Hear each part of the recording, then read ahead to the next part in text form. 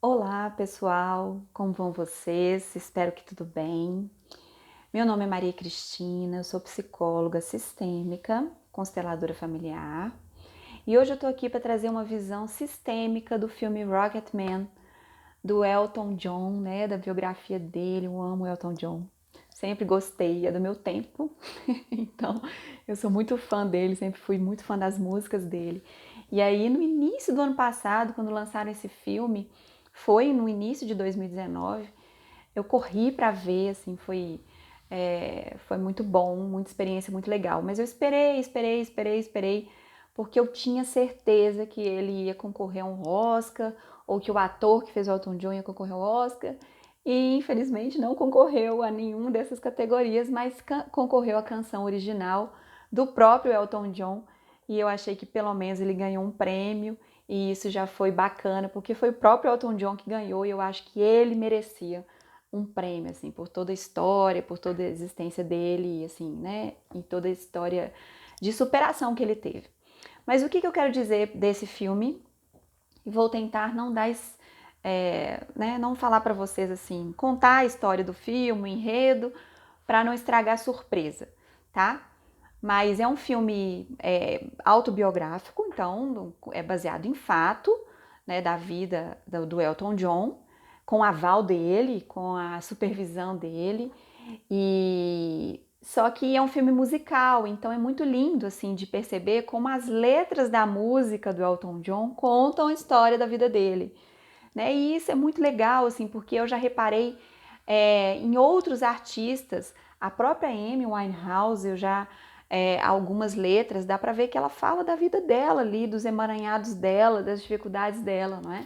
Quem já viu o documentário da Amy, chama Amy, se eu não me engano, diz muito assim de toda a dificuldade que ela viveu ali, os desafios que ela viveu, e como tem uma música ou outra que fala exatamente disso. E muitos cantores, eles se expressam através da música, então, né? Óbvio, às vezes a pessoa só está fazendo uma poesia ou fazendo alguma, né, alguma música mais comercial, que fará sucesso, enfim, mas muitos cantores, eles se expressam através da música, eles dizem os seus sentimentos, inclusive a arte funciona dessa forma, né? Pra gente dar vazão, às vezes, a coisas que estão emboladinhas lá dentro. Então ajuda bastante para quem tem essa veia artística botar para fora aí coisas que estão lá presas lá e que nós, meros mortais, que não somos artistas, não temos essa mesma ferramenta. Mas enfim, e aí voltando então para o Elton John, ele então relata a vida dele desde criança até ali a fase já adulta, jovem, né? Um jovem adulto, e o como que a, a, a forma como ele foi guiado ali na família de origem dele, a relação dele com a mãe e com o pai, foi o pano de fundo assim para a vida dele. E é muito interessante a gente pensar, porque as pessoas gostam muito de falar aí de prosperidade, como ganhar dinheiro, como atrair isso e aquilo, mas a prosperidade mesmo, ela é muito além de apenas ter riquezas e bens e dinheiro. E isso é tão belamente mostrado no filme, porque o Elton John está no ápice do seu sucesso, ele tem, né, muitos bens, muito rico, muito dinheiro, e ainda assim ele está afundando, né, em drogas, em vícios, e querendo inclusive eliminar com isso, tirando a própria vida. Ele passa por esse momento, e aí que é bonito, assim, porque é um momento que ele consegue olhar para o passado dele e ver o quantas críticas ele carregava em relação ao próprio pai, a postura do pai com ele, as faltas que ele sentia, né, de uma atitude diferente do pai para com ele, e também as questões com a mãe, né? Uma mãe às vezes muito que pensava só em si, ele também com essa falta de mãe. Mas é tão bonito de ver porque no filme mostra como ele olha para isso. E aí ele percebe que ele já não é aquela criança que foi ferida, ou que se sentiu rejeitada ou abandonada ou não vista. Ele agora é um adulto.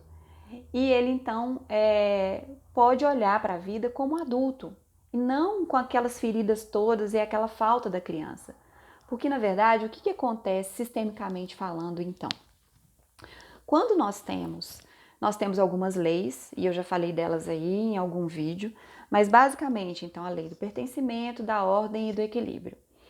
Então, a lei, principalmente o que está atuando aí nessa questão, é a lei da ordem e da hierarquia. Quando o Elton John ou qualquer outra pessoa, né, então ela olha para o seu passado e critica, e julga, e exige, e isso está causando uma, uma desordem no sistema. Por quê? Porque, né, há uma lei que nos rege, que diz que quem vem antes, e olha que faz sentido, né? Quem vem antes tem prioridade, afinal de contas chegou primeiro, né? E não só isso, quem vem depois deve respeitar quem veio antes, honrar esse lugar, reverenciar esse lugar do outro que chegou antes no sistema. Então, esse lugar é um lugar de ordem, né? Então, diante dos meus pais, eu sempre serei menor. Menor não quer dizer que eu sou, que é um termo pejorativo, né? É menor diante deles, no sentido de que eles são os grandes, eles me deram a vida e por si só isso já é, né, tudo que você precisa para estar aí. E aí então, quando a gente critica ou tem algum julgamento, alguma exigência, sem querer, né, de forma inconsciente, a gente se torna grande, porque querendo ou não, eu estou julgando e criticando, com isso eu me sinto maior do que aqueles que vieram antes. E além disso, eu estou cometendo uma ilegalidade, né? Assim, as consciências aí que nos guiam, elas sabem dessas leis. E se a gente rompe com isso, a gente precisa reparar. Então, na alma, a gente se sente na obrigação de pagar o preço por estar violando uma lei, né, por estar saindo da ordem. Então, essas são as dinâmicas das pessoas que estão, que fracassam, mesmo tendo sucesso. Então, o Elton John tinha um sucesso para o público, né? Só que ele estava constantemente fracassando em viver, né? Ele estava se afundando e não era feliz. Nitidamente se envolveu com uma relação abusiva, inclusive. Então, ou seja, ele é quase como se eu fiz algo contra o meu sistema, e então eu pago por isso. E isso, às vezes, é difícil a gente entender, porque, mas espera, ele não foi vítima, já que foi ele que não foi. Pois é, aí é que a gente precisa ampliar um pouco e sair desse lugar de olhar apenas, né, para aquilo como sendo algo certo ou errado, sair um pouco dessa visão apenas moral, e também disso, de que há uma vítima ou há um algoz, né? O que acontece é que há pessoas que têm seus emaranhados. Então, o pai e a mãe, por exemplo, eles, antes de serem pai e mãe, eles eram homem, eles continuam sendo homem e mulher, né? Mas eles sempre foram. Então, um homem e uma mulher, cheio de defeitos, de questões, de emaranhados, mas um dia eles resolveram ser pais. E isso, quando eles fazem isso, eles dão a vida então para o filho. E aí pronto, isso por si só deveria valer, né? Porque afinal de contas não é algo tão pequeno, né? Só que todo o resto, que é muito emaranhado às vezes que eles estão, ocupa esse espaço. E aí o que acontece é que esse filho, ele fica tomado por isso, né? Por esses emaranhados, por essas dificuldades que os pais às vezes carregam e às vezes sim passam para os filhos. Só que quando a criança é criança, não pode fazer nada, mas quando a criança é adulto, então sim, ele pode se colocar no lugar de filho, deixar o lugar dos pais, independente dos erros deles, das dificuldades deles, para seguir em frente. Porque quem perde de ficar julgando, falando, exigindo, são os próprios filhos, né? O pai não perde com isso, a mãe não perde com isso, quem perde somos nós, se nós ficamos nessa postura. Então, nós nos infligimos fracassos em toda a ordem, às vezes profissional, às vezes pessoal, às vezes na vida íntima, às vezes na vida financeira, ou às vezes em todas elas, não é? Então é preciso seguir.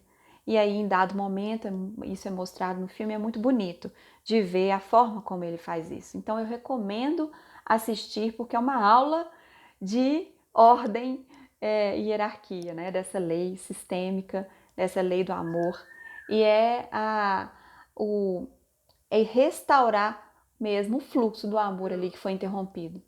Então eu recomendo, muito bonito, e espero que tenha feito uma reflexão. Talvez você esteja em uma situação como parecida com essa na sua vida, né? Talvez menos intensa, talvez em outras áreas, mas para refletir desse lugar, qual é o nosso lugar no sistema, se eu estou honrando meus ancestrais, e claro, pode ter outras coisas aí relacionadas, mas isso talvez seja assunto para outros vídeos, ok? Então espero que vocês tenham gostado. Estou um pouquinho mais constante no Instagram também, então quem quiser me segue lá, @psicóloga Maria Cristina G, tá? Estou lá, também não vou muito assim, não é com tanta frequência quanto eu gostaria, porque realmente o trabalho me toma um espaço muito grande e a minha família também, as minhas filhotas queridas e o meu maridão, mas eu tento manter esse contato porque isso também me preenche a alma, tá bom? Então, espero vocês aqui, eu espero vocês lá e de todo jeito, espero que isso tenha sido válido para você de algum jeito. Um beijo e até o próximo vídeo. Tchau, tchau!